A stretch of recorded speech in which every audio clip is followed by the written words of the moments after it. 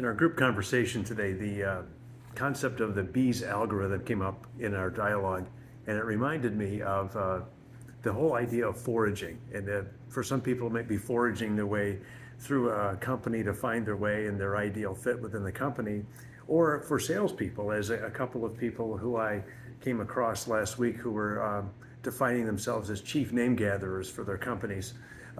This whole idea of the metaphor of the bees algorithm thought be a fun way to share it today. Maybe share some experiences you might identify with from many years of experiences that I've had. So here's how the metaphor goes. And you can find this on the Wikipedia page for the bees algorithm as a source. So here goes. A colony of honeybees can extend itself over long distances and in multiple directions simultaneously, kind of like the sales team, harvesting nectar or pollen from multiple food sources or flower patches, in this case, maybe lead sources. A small fraction of the colony constantly searches the environment looking for new flower patches. These scout bees move randomly in the area surrounding the hive, kind of like those two chief name gatherers last week, evaluating the profitability or net energy yield of the food sources encountered, perhaps the lead sources, or many multiple networking groups that people are often a part of, sort of like the mile wide and 1 inch deep strategy of getting to know people. When they return to the hive or the company for that weekly sales meeting, the scouts deposit the food harvested. Those individuals that found a highly profitable food source go into an area in the hive called the dance floor. Now, this might be that weekly sales meeting where the person who may be given the credit of being able to sell ice to Eskimos gets the spotlight on them, and they talk about how they're just better than everybody else, or maybe like a certain graduate of a university or college. And they perform the ritual known as the waggle dance. And that's where everyone stands up and just kind of admires them and say, wow, how did you close that deal? And they say, well, I can't really tell you, but I'm just going to say I'm the best here in the room.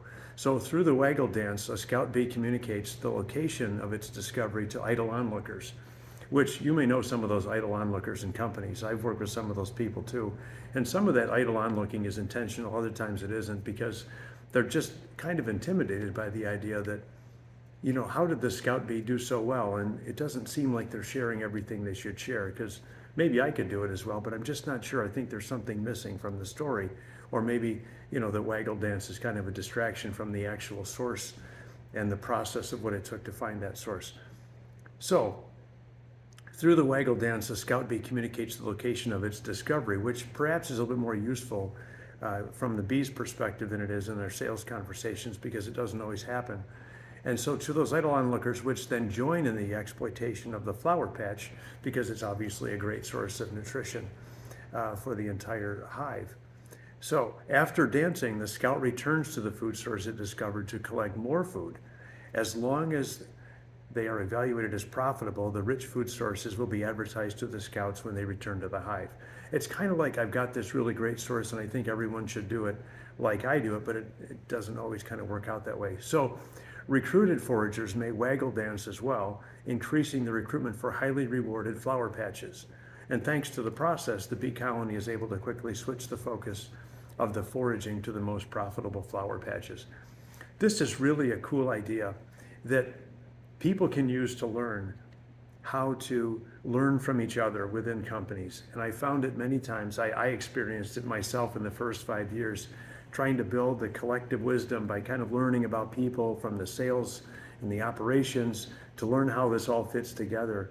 And in the process of about 3 years in doing that, not only did I learn about people and sort of foraging around through the company and learn how we did the work that we did, what I realized was many people in the company who'd been there many more years than I was were actually intimidated about kind of sharing the wisdom and maybe revealing what they found in their source of their work or their knowledge, or maybe even a few conversations they had, because they didn't want to bother anybody else. And it turns out everyone just had this intimidating feeling that by communicating with each other, they would be bothering each other. And so I was kind of the guy that's kind of like foraging around and just saying, hey, look, I've got something. I think you should talk to this person. And almost building bridges, like building bridges between the silos.